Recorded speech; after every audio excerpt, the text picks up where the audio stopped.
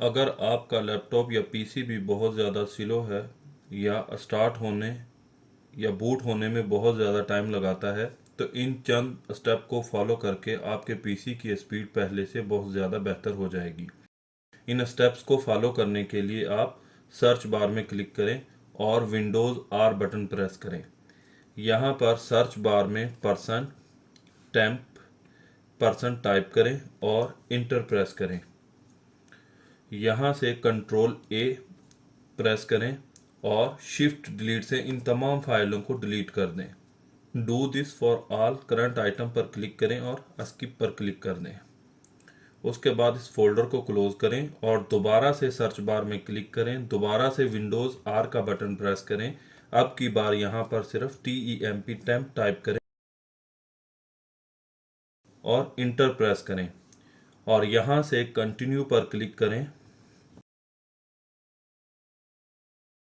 और कंट्रोल ए का button press करें। इन तमाम फाइलों को सेलेक्ट करें और शिफ्ट डिलीट के साथ इन तमाम फाइलों को डिलीट कर दें।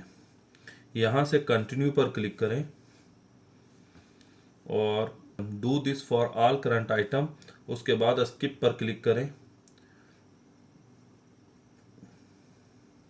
और इस फोल्डर को भी क्लोज कर दें।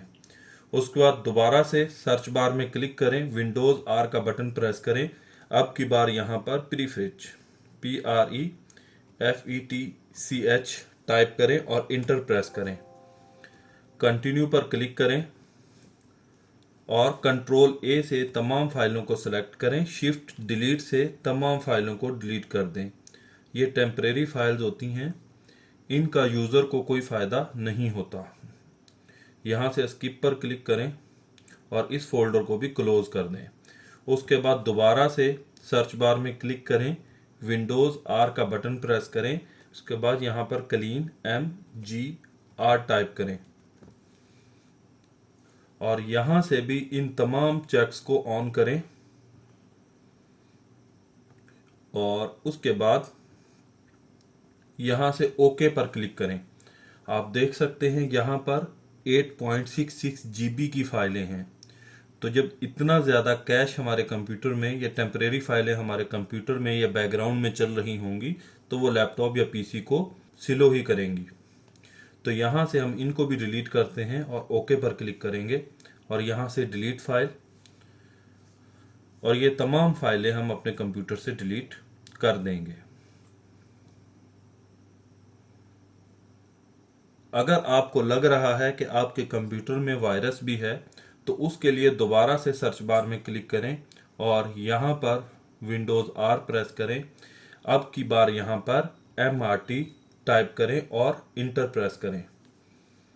थोड़ा सा टाइम लगेगा और मलिशियस सॉफ्टवेयर रिमूवल टूल जो है यहाँ पर ऑन हो जाएगा। यस पर क्लिक करें।